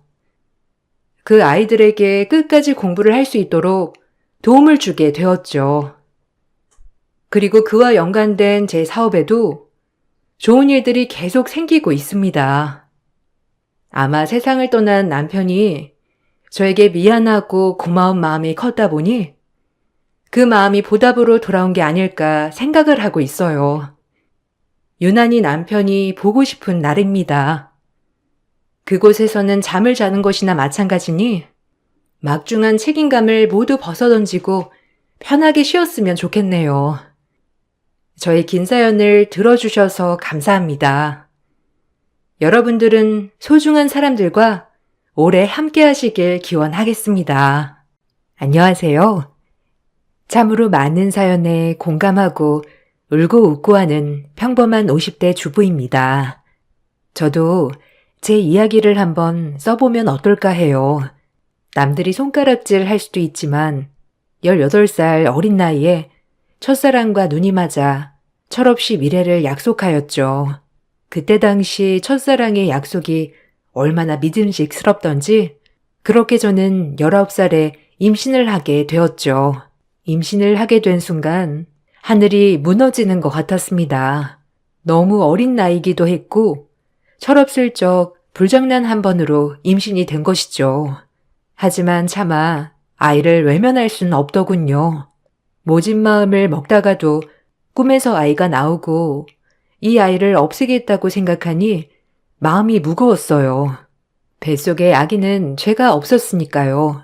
결국 전 부모님에게 저희 임신 사실을 밝힐 수밖에 없었어요. 아이를 낳고 싶었거든요. 부모님은 저의 임신 사실을 알자마자 길길이 날뛰셨습니다. 평화롭던 저희 집은 저 하나 때문에 집안이 풍비박산 났죠. 어려서부터 영특하고 부모님의 기대에 충족되게 공부를 곧잘 했었던 저는 부모님의 희망찬 가슴에 대못을 박았죠. 그래도 그때는 저의 첫사랑과 함께라면 행복한 나날들이 펼쳐질 거라고 생각하며 꿋꿋이 이겨냈어요. 아직까지 배가 나오진 않았기 때문에 학교에는 비밀로 하고 학교를 다녔죠. 내가 널 어떻게 키웠는데 네가 이렇게 나한테 뒤통수를 쳐? 말 좀 해봐 이거사. 네가 어떻게 이럴 수 있어? 엄마 어찌 살라고? 아니 참나. 기껏 학교 보내놨더니 딴짓이나 하고 돌아다니고 당장 나가. 너 같은 딸 필요 없으니 이 집에서 나가란 말이야. 아빠, 엄마, 죄송해요. 하지만 아기 꼭 낳고 싶어요. 제발 한 번만 봐주세요. 이렇게 빌게요. 제발요, 네? 저 잘 키울 수 있어요. 너도 애인데 애가 어떻게 애를 키우겠다는 거야? 아빠 엄마는 네가 더 소중해.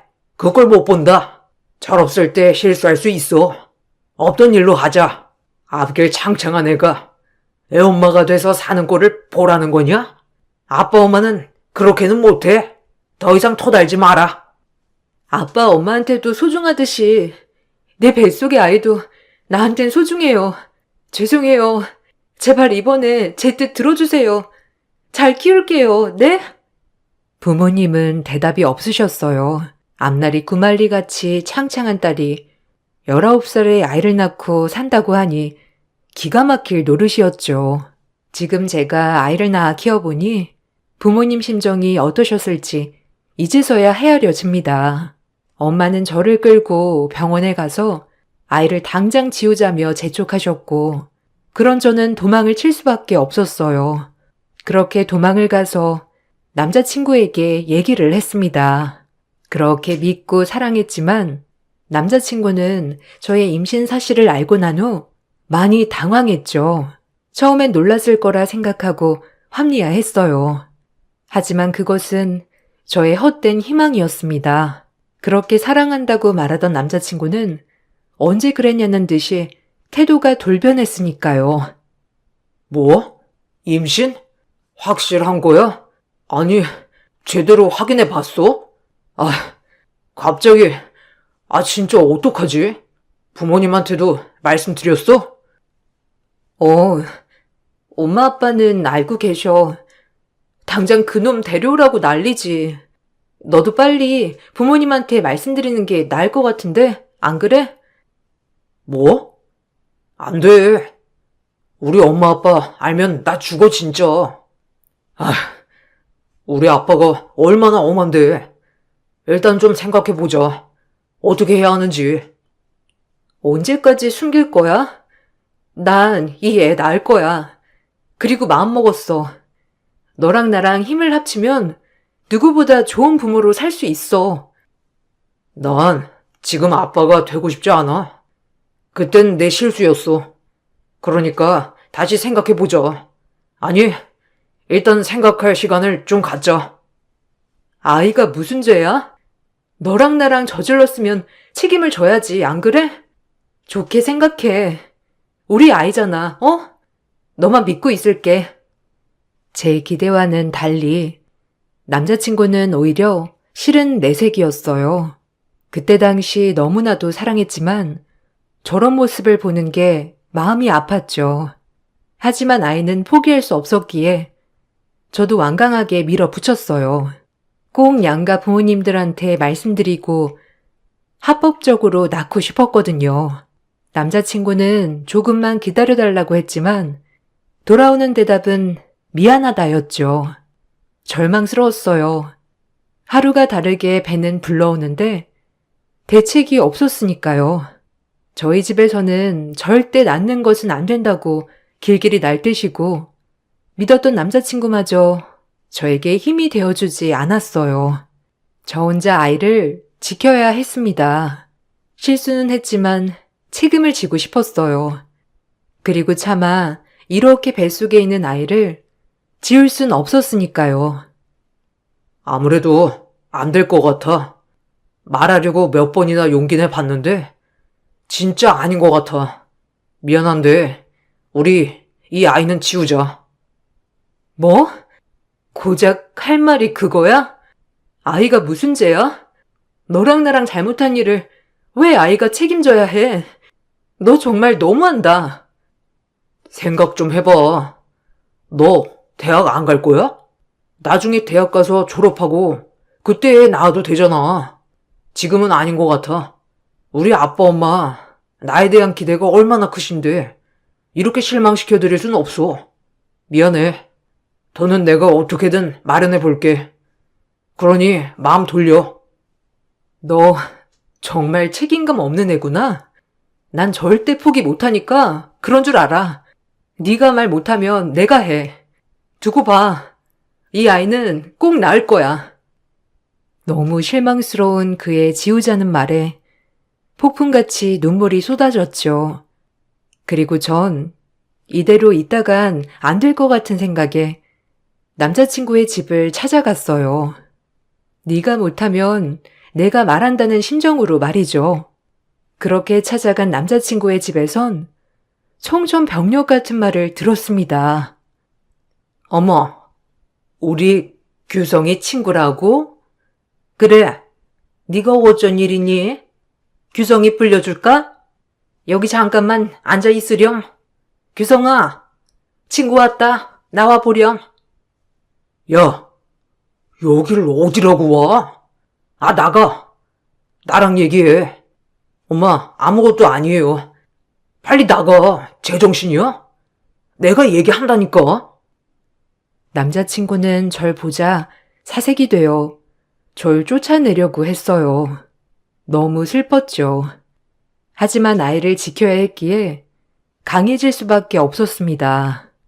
전 저를 말리는 남자친구를 뒤로하고 남자친구의 아버님, 어머님에게 말을 했어요. 하지만 들려오는 대답은 처참했죠. 아니, 네가 말 못하는 거 내가 말할게. 어머님, 아버님, 놀라지 말고 들어주세요. 저 사실 규성이 아이 가졌습니다. 뭐? 규성아, 네가 말해보렴. 이 학생이 뭐라고 하는 거니? 지금 제정신이야? 아니지. 네가 말해봐. 말이 되는 소리를 해야지. 아, 진짜. 죄송해요, 엄마. 어쩔 수 없었어요. 최대한 엄마 아빠한테 피해 안 끼치게 해결하려고 했는데 죄송해요. 참나, 기가 막혀 말이 안 나오네. 그게 규성이의 애라고 확신할 순 있고 우리가 그걸 어떻게 믿지? 우리 아들은 그럴 리가 없는데. 네? 말씀이 지나치세요. 이규성, 너 말 좀 해봐. 어떻게 네가 나한테 그럴 수가 있어? 이런 말을 내가 듣고 있어야 하는 거야? 어디서 남의 씨인지도 모르는 애를 패고 와선 뭐? 감히 우리 집에 들어와 내 아들 애를 가졌다고? 우리 집이 어떤 집안인데? 어떤 집안인 게 중요한가요? 팩트는 규성이 아이를 가졌고 이야기를 해야 할 것 같아서 온 건데 어떻게 그렇게 말씀하실 수 있어요? 우리 집안이 대대로 의사 가문이다. 규성이도 곧 의대에 진학할 거고 우리 아들 발목 잡지 마라. 아이는 지워라. 돈은 대주마. 그렇게는 못해요. 어떻게 그러실 수 있어요? 이규성, 너도 진짜 비겁하다. 이 애가 네 애가 아니야? 네 입으로 말해봐. 남자친구의 아버님 말은 충격적이었죠. 자기 아들은 그럴 리가 없다며 어디서 남의 애를 베놓고 뻔뻔하게 따지는 거냐고 했어요. 아이를 지우라고 강요했습니다. 더 이상 이 집에 있는 건 무리라고 판단되어 뛰쳐나왔죠. 남자친구는 그런 저를 따라오기는커녕 부모님 눈치만 보고 있었고요. 절망스러웠어요.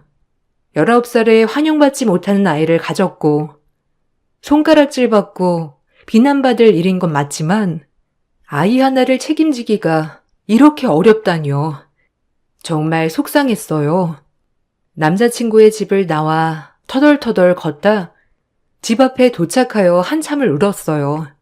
문득 뒤에 인기척이나 뒤돌아보니 조용히 저희 아빠가 저를 쳐다보고 계셨어요. 아빠의 얼굴을 보자마자 얼마나 눈물이 흐르던지 죄송한 마음과 무서운 마음이 공존하여 아이처럼 엉엉 울어버렸습니다. 아빠는 그런 저를 안아주셨어요.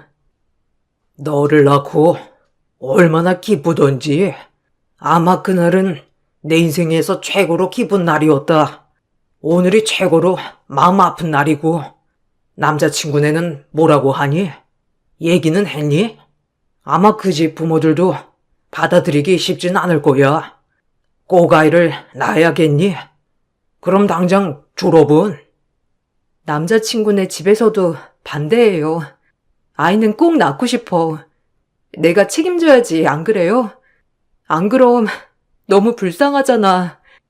네 눈에서는 지금 눈물이 나지? 아빠 눈에서는 지금 피눈물이 난다. 너도 네 애 낳아봐. 어떤 기분인지 잘 알 거야. 추우니까 들어와. 아빠의 피눈물 한마디에 와락 무너졌어요. 세상에서 이런 불효가 어디 있을까요? 하지만 저도 저를 어찌할 순 없었고요. 그리고 남자친구의 집에서 반대를 한다고 하자 아빠는 표정이 많이 어두워지셨어요.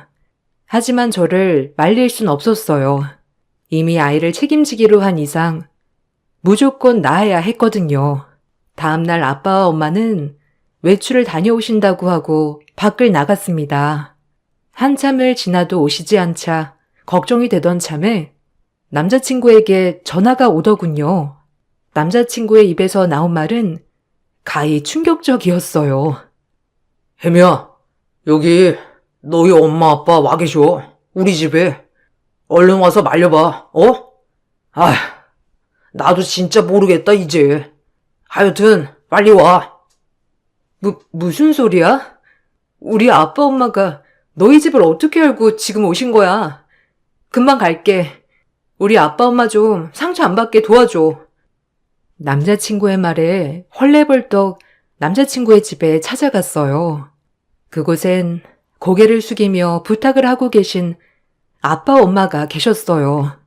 그 모습을 보자 눈물이 앞을 가렸습니다. 평생을 남한테 아쉬운 소리 없이 살아가는 우리 엄마 아빠가 남한테, 그것도 저 때문에 고개를 숙이다니요. 그 자리에서 철버덕 주저앉아 엉엉 울어버렸죠. 하지만 남자친구 부모님의 반응이 더 대박이었어요. 제가 면목이 없네요. 이렇게 된 거 아드님과 저희 딸아이 아이 낳고 행복하게 살게 도와주면 어떨까요? 네? 미쳤어요?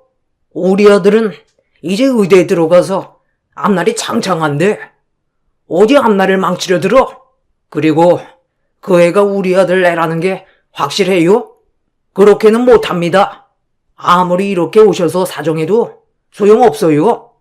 그만 가세요. 나 원참. 여기 누구 없나?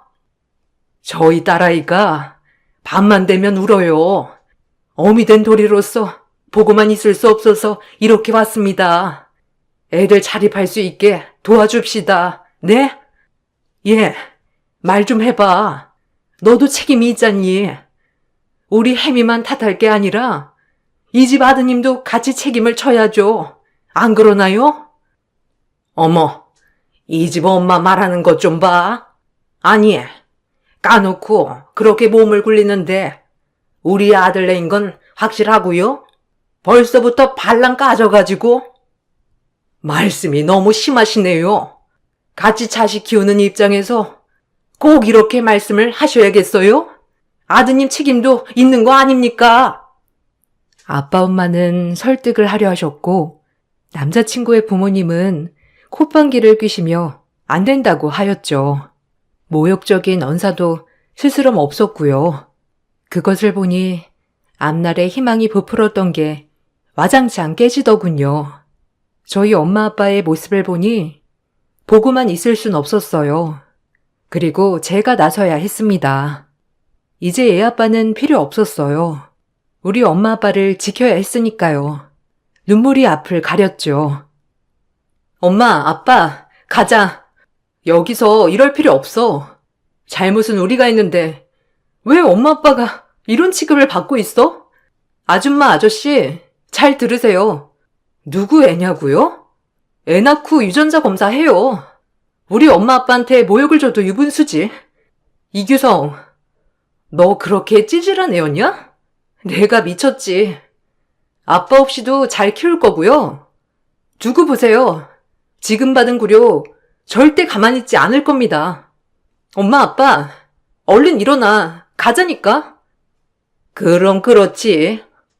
어디 저런 내가 감히? 그래, 너 말 잘했다. 혼자 애를 낳아 키우던지 마음대로 하고 얼른 나가. 아줌마, 소금 뿌려요. 뭐? 우리 딸한테 당신 말 다 했어? 내가 우리 딸 봐서 참으려 했는데 병원장집이면 다야? 내가 그 병원 다 소문내서 박살낼 줄 알아? 소문이 얼마나 무서운지 알지? 어디서 우리 딸을 그딴 식으로 대해? 너네 사람 잘못 봤어. 알겠어? 아이고, 무서워라. 어디 마음대로 해봐요. 딸 앞세워 팔자 고치려고 했다면 오산이야, 이 사람들아. 어딜 우리 집에 들어와? 아줌마, 아저씨, 그리고 너 두고 봐. 내가 용서하지 않을 거야. 지금 우리가 당한 모욕 다 갚아줄 거니까, 알겠어? 남자친구의 어머니가 저에게 소금을 뿌리려고 하자 엄마는 벌떡 일어나 따지기 시작했죠. 그리고 저희는 그 집을 나왔습니다. 부모님께 너무 죄송한 나머지 고개를 들 수가 없었어요. 그리고 그날 부모님의 뜨거운 눈물을 처음 봤어요. 얼마나 가슴이 아프던지. 그리고 전 학교를 반개월 남겨놓고 자퇴를 했습니다. 점점 배가 불러왔고 소문이 퍼질 대로 나서 다닐 수가 없었어요. 그리고 아이를 낳았습니다. 예쁜 딸아이였어요. 딸아이는 제 이름 강혜미에서 강씨를 따서 강유진이라고 지었습니다. 눈에 넣어도 아프지 않은 아이였어요. 모성애란 대단했죠. 그리고 내리사랑이라던가요. 부모님도 제 딸아이를 정말 예뻐해 주셨어요. 그리고 전 아이를 낳고 부모님의 도움으로 공부를 다시 시작할 수 있었습니다. 너무 감사했어요.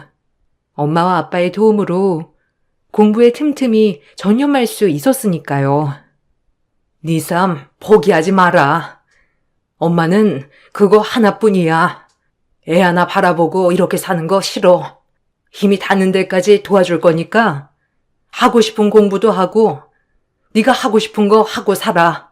엄마 아빠는 그뿐이야. 알겠니? 그러니까 지금부터가 시작이야.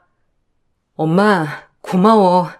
내가 죽을 때까지 엄마 아빠한테 이 빚을 갚으며 살 수 있을까? 나 정말 열심히 할게. 지켜봐 주세요. 우리는 혜미 너 믿는다. 그러니까 열심히 해. 유진은 걱정 말고 우리가 다 돌봐줄 거야. 너도 너 인생 살렴. 엄마 아빠의 권유로 검정고시도 봐서 합격하고 대학에 입학했습니다. 학창시절 공부를 곧잘 했던 저는 법학과에 진학했어요. 낮에는 학생, 밤에는 육아로 눈코 뜰 새 없이 지냈죠. 생각보다 아이 키우는 일은 녹록지 않았습니다. 낮에는 엄마가 많이 도와주셨지만 밤에라도 저 혼자 애를 봐야 했죠. 시험 기간이라도 겹치려면 거의 밤을 새우다시피 살았어요. 그래도 덕분에 저는 늘 상위권 성적을 유지하였고 시험 3번 만에 40패스를 하였습니다. 검사가 되었죠. 제가 사실을 패스하던 날 아빠 엄마는 2번째로 뜨거운 눈물을 흘렸습니다. 그리고 제가 검사로 임용되던 날 우리 딸아이는 초등학교에 입학했죠. 행복했어요. 우리 혜미가 검사가 되다니 정말 수고 많았다, 혜미야. 엄마는 이제 요한이 없어. 유진아, 우리 엄마랑 같이 사진 찍을까? 우와, 엄마 축하해. 그럼 우리 엄마 이제 뒤입더 높은 사람 되는 거 맞지? 친구들한테 자랑할 거다. 우리 엄마 검사라고? 그럼 자랑해도 돼. 엄마 아빠 고마워요. 엄마 아빠 아니었으면 여기까지 오지 못했을 거야. 그리고 앞으로 더 효도할게요. 효도는 이걸로 충분해. 네가 행복하다면 엄마 아빠도 행복하니까. 아유, 기쁘다, 우리 딸. 검사가 되다니. 정말 대견해. 그렇게 제 인생 꽃길이 펼쳐졌습니다. 미혼모라고 손가락질하던 사람들도 검사가 되자 태도가 돌변했죠. 검사가 되니 제 딸아이도 미혼모의 딸이 아닌 엄마가 검사래라는 말을 듣고 있더군요. 이런 게 능력이구나라고 실감했습니다. 중간중간 아이 아빠에게 당했던 배신, 그 집의 분노가 치밀어 올랐지만 언젠간 꼭 대갚아주리라 생각하며 지냈어요. 그런 마음가짐 덕분에 이 자리까지 올 수 있었던 거죠. 전 그렇게 살아갔습니다. 아이는 아빠가 없었지만 할아버지 할머니의 사랑을 받고 제가 아낌없이 사랑을 준 덕분에 한부모 가정에 태어난 것이 믿기지 않을 만큼 밝게 자라주었어요. 그리고 저는 검사로 10년 재직을 하고 변호사의 길을 걷게 되었죠. 과거가 어둡다고는 상상도 못할 만큼 성공하였어요. 누구나 아는 대형 로펌의 변호사, 그리고 착하고 예쁘고 똑똑하게 자라주는 딸, 남부러울 거 없었죠. 열심히 일만 했습니다. 딸아이에게는 믿음직스러운 엄마가 되고 싶었고 부모님에게는 자랑스러운 딸이 되고 싶었어요. 그렇게 또 10년이 지나 딸아이는 대학도 가고 졸업도 하여 저를 쏙 빼닮아 로스쿨에 진학했죠. 너무 기뻤습니다. 그리고 무엇보다 저희 아빠 엄마도 기뻐하셨어요. 아유, 검사가 한 명도 나오기 힘든데 우리 소녀딸까지 로스쿨에 가다니. 아유, 엄마 닮아 아주 머리가 똑똑하다니까. 할아버지, 그럼 내가 누구 딸인데 우리 엄마 닮아 이렇게 똑똑하지 안 그래? 두고 봐. 엄마처럼 멋있는 사람 될 테니까. 아유, 난 이제 죽어도 여한이 없다, 혜미야. 넌 안몰래 흘린 눈물 얼마나 많겠어. 모든 게 다 보상되는 느낌이야. 정말 행복해. 그렇게 저희 집은 행복했어요. 그렇게 행복을 뒤로한 채 전 제자리를 찾으며 일을 해나갔죠.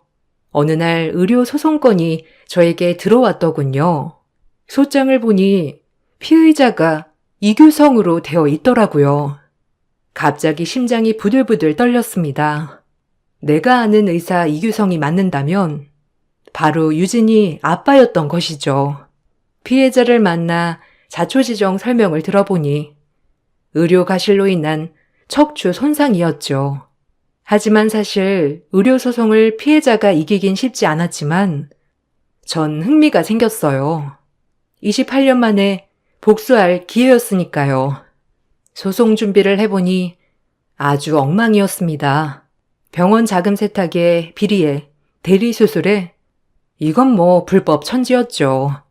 일단 저는 의료과실에 초점을 두고 파내기 시작했어요. 그리고 코피 터지도록 열심히 준비했습니다. 워낙 허점에 명백한 의료가실이었기에 소송이 수월했어요. 그쪽에서도 만만치 않은 상대 변호사를 선임했지만 법조계 28년 된 베테랑인 절 이기긴 쉽지 않았으니까요. 그렇게 피의자를 마주하는 순간 절 보고 많이 놀란 눈치였습니다. 그 남자는 한눈에 봐도 욕심이 많이 찬 모습. 하지만 19살 이목구비는 그대로 가지고 있었죠. 한눈에 봐도 알아볼 수 있더군요. 그 역시도 절 한눈에 알아봤고요. 전 통쾌했어요. 아니, 어떻게 네가 여기를? 아니, 피해자 변호사가 너야? 네가 변호사가 된 거야? 말도 안 돼. 기막혀. 뭐가 말이 안 돼? 왜? 어디서 거지같이 살고 있을 줄 알았니? 거지 같은 건 너야. 지금 너 이게 뭐니? 형편없네 아주. 일부러 이 사건 맡은 거야? 혹시 날 계속 염탐하고 있었어? 유감이다 정말. 어디 가서 얘기 좀 하자. 묻고 싶은 말이 많아. 너랑 나랑 할 얘기가 남았나? 무슨 얘기? 넌 그냥 여기서 이제 면허 정지가 된다는 거야. 아님 취소려나? 두고 봐. 너 꼴랑 의사로 해먹는 지금 그 짓 못하게 해줄게. 그리고 착각하지 마. 내가 널 왜 염탐하겠니? 뭐가 아쉬워서? 착각도 자유라더니. 나이가 먹더니 머리가 어떻게 된 거 아니야? 기대해. 내가 어떻게 싸웠는지. 이번에 피해가기 어려울 거야. 그동안은 돈만 주면 다 해결됐겠지? 이번엔 어림없어. 너희 집 3대째 의사 가문이라고 너네 엄마가 그렇게 목 놓아 노래노래 부르더니 별거 아니다 정말. 뭐? 네가 나를 따라다니지 않고서야 어떻게 변호사가 돼? 너 그때 애 낳고 그냥 자칫 감춘 거 아니었어? 근데 여길... 저의 말에 그는 말이 없었죠. 생각이 많아진 듯 보였습니다. 얼마나 통쾌하던지 아주 고소했어요. 그리고 변호사를 하기 잘했다고 생각했죠. 그리고 계속 소송을 이어가던 중 알면 알수록 웃기더군요. 척추 손상 사례가 너무 많더라고요. 병원을 파내기 시작했습니다. 아이의 친아빠는 수술을 의료인이 아닌 자에게도 시킨 대리수술 사례도 있었고요. 정말 악질이었죠. 본인은 편하게 있겠지만 그 수술을 받은 환자는 무슨 죄겠어요? 전 부들부들 떨렸습니다. 마음속엔 정의감이 불타올랐죠. 너희 집 싹 다 엮어 다신 수술실 못 들어가게 해주마라는 생각으로 제 영혼을 갈아 넣었어요. 그리고 소송을 계속 준비해 나갔습니다.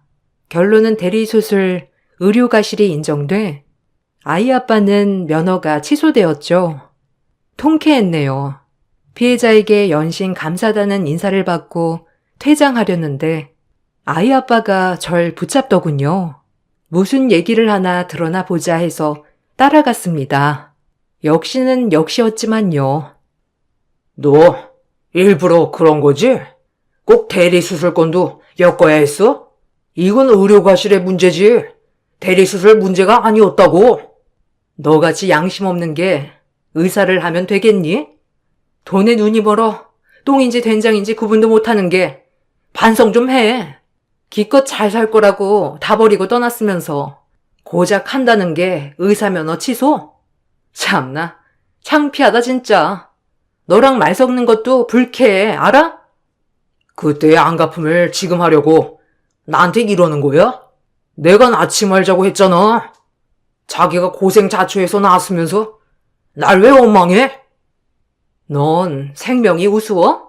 어디서 그때 얘기를 꺼내? 네가 감히? 할 땐 좋았으면서 책임은 못 지겠다. 너 지금 의료과실도 그때랑 다를 게 뭐니? 너가 저지른 짓 똑똑히 그 책임 묻겠다는 뜻이야. 넌 콩밥 안 처먹인 것만으로도 감사하게 생각해. 너네 집 가진 거 돈밖에 없잖아. 지금부터라도 너 때문에 척추 손상된 사람들한테 회개하며 살아. 알겠어?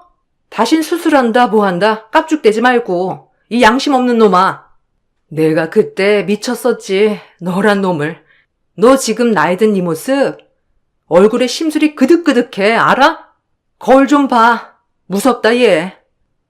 전 그렇게 자리를 빠져나왔어요. 통쾌했습니다.